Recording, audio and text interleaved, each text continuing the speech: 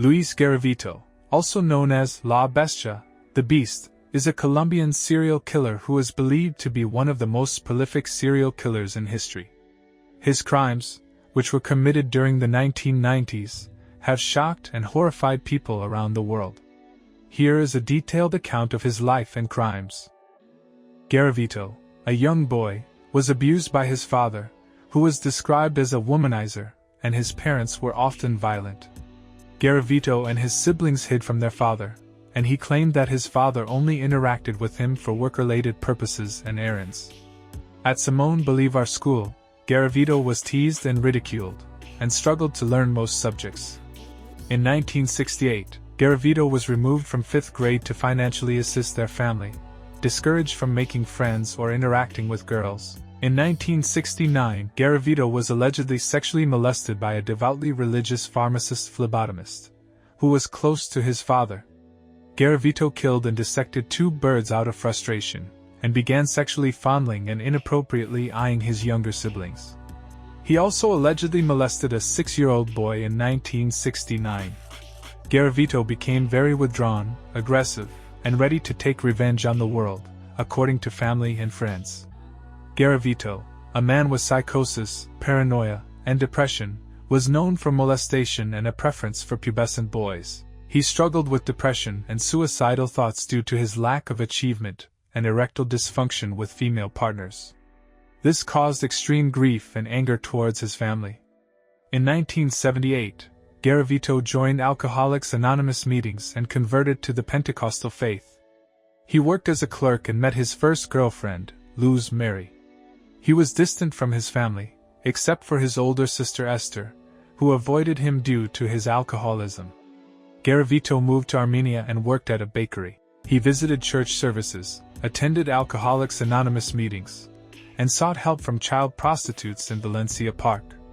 Garavito, a former bakery worker, attempted suicide after being terminated and seeking psychiatric care at San Juan de Dios Hospital. He was treated for depression and psychosis, but was prescribed antipsychotic medication. He later worked at a supermarket in Armenia and began a relationship with a single mother and beautician named Claudia. Garavito sexually assaulted street children during lunch breaks, carrying razor blades, candles, and lighters to torture them. He also developed an interest in esoteric studies, such as astrology and Satanism. Garavito suffered from depression and guilt from his crimes, claiming nightmares about his victims. After discovering Adolf Hitler's autobiography Mein Kampf, Garavito developed an obsessive admiration of Hitler and the Holocaust. He was housed under psychiatric care for 33 days and was prescribed antipsychotic medication.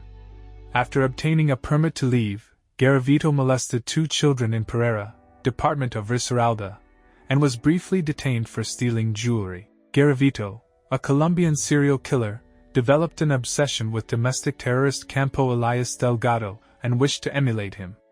He dated single mother Graciela Zabaleta, who allowed him to live with her in exchange for providing meals and helping to pay bills in the household. However, Garavito's alcoholism led to his scandalous and antisocial behavior. Between 1980 and 1992, Garavito raped and tortured at least 200 youths, spending 5 years under psychiatric care. He attempted suicide several times and was involved in child molestation. Garavito allegedly entered a state of psychosis, where the devil told him that with killing many things may come. In 1992, Garavito murdered 13-year-old Juan Carlos and began wearing various disguises to evade identification and arrest. Locals kept documents for Garavito, including tickets, receipts, clothes, and identity cards of victims. Garavito provided for the household by paying for meals and other means, but remained hostile and entered a fight with his girlfriend's 15-year-old son. Luz Mary evicted him for this and damaged a gold chain she had gifted him. Towards the end of his crime spree, Garavito drifted through western Colombia as a homeless drifter. Weary of murdering minors, he developed plans to commit a mass murder in which he would kidnap several adults and murder them as he attracted the attention of journalists. Despite being detained for the attempted sexual assault of 12-year-old John Ivan Sabogel, he performed this mass murder on April 22, 1999. Garavito, a notorious sex trafficker, began to feel apathy towards his victims. In 1992, he spotted 13-year-old Juan Carlos walking near a bazaar and offered him work for 500 or 1,000 pesos.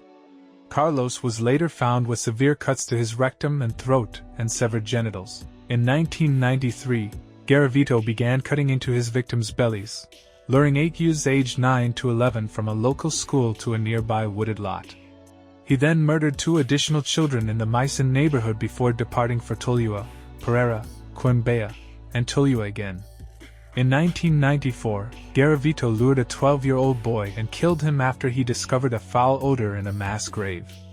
In 1997, Garavito murdered an 8-year-old boy and 2 minors. The victims were almost exclusively boys, though Garavito has also been noted to have molested and murdered female victims. In 2003, Garavito confessed to 28 more murders, of which 5 were adult. In 1998, Garavito was accused of murdering 14-year-old Abel Gustavo Loerveles and 12-year-old Jimmy Leonardo Palacios Anchundia in Chon, Ecuador. Both boys were from poor families and disappeared. Garavito was spotted at an all-girls school in Santo Domingo before fleeing authorities. There, they found 2 corpses, including a young girl who had been raped, tortured, murdered, and discarded. Locals also spotted a foreign drifter begging for money in July and August of that year. Garavito also claimed to have committed murder in Venezuela. In 1979, Garavito seized 9-year-old William Trujillo Mora, sexually assaulted him near a restaurant called El Arepazo in Quindíos, Calarca. In 1988, Garavito lured an unidentified youth and sexually assaulted him near the restaurant. El Arepazo owner, who had known Garavito for years but avoided him due to his drinking problem and aggressive tendencies, pointed them in his direction. In the early 1990s, Garavito approached 10-year-old Carlos Alberto in the Circasia sector of Quindío, offering him gifts and 200 pesos in exchange for work. He then bind, rape, and torture him, causing Carlos to become humiliated and fearful of him. Brand Bernal Alvarez, a 16-year-old youth working with his father in the cockfighting business, was sexually assaulted by Garavito, using methods ranging from stabbing him 7 times with a screwdriver to beating him until weak. Bernal broke free from his restraints and fled from Garavito. Garavito, a notorious Colombian serial killer, targeted children of humble backgrounds, including working class, homeless, peasants, and orphans. He lured them away by offering small gifts, odd jobs, and bribing them with money, candy, or odd jobs. Born and raised in the Paisa region, Garavito would approach them in broad daylight, drink brandy near school zones, and wear disguises to lure victims.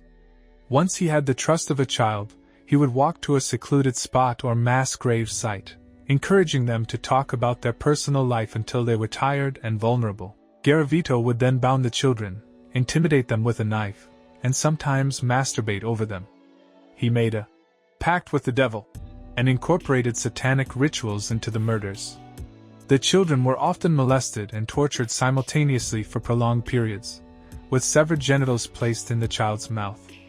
They were extensively beaten, burned, trampled, and often showed deep cuts in the back, belly, and throat. Necrophilia with the victim's corpse was occasionally involved in the crimes.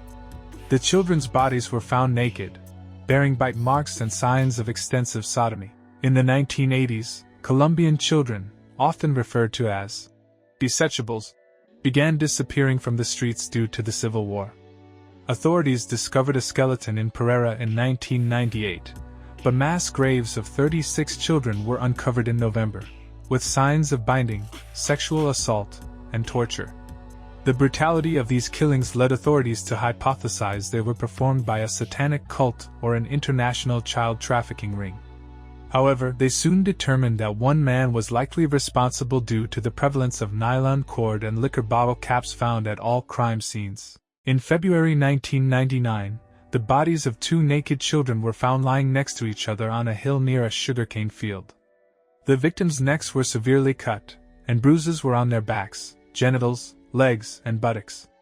The murder weapon was found in the same area. Authorities found Pedro Pablo Ramirez Garcia, a local sex offender, who was falsely arrested and was kept in jail until more children began to disappear in Bogotá. Garavito's girlfriend was contacted, who gave the police a black cloth suitcase containing his belongings, including pictures of young boys, detailed journals of his murders, tally marks of his victims, and bills. Garavito was released after detectives tracked down his girlfriend and sister. Garavito was arrested in Colombia on an unrelated charge of attempted rape against 12-year-old John Ivan Sabogal. He posed as a local politician and seizes Sabogal with a knife before threatening him into silence. Garavito taunts the child with a blade and masturbates over him. A homeless 16-year-old nearby heard the struggle and threw stones at Garavito. They fled to a farmhouse where Garavito was found, and he was found in the woods. Garavito's eye condition, which was rare for men in a particular age group, was found at the crime scene. DNA was found on the victims, and Garavito was sentenced to 1,853 years and 9 days in prison. His sentence was further reduced to 22 years due to his assistance in finding the victims' bodies. Garavito served his sentence in Valledupar, a maximum security prison, and was held separately from other prisoners due to the fear of immediate death. He could have become eligible for parole in 2023. Garavito suffered from severe eye cancer and leukemia, and was diagnosed with antisocial personality disorder and narcissistic personality traits. Garavito died at a hospital in Valledupar on October 12, 2023, at the age of 66.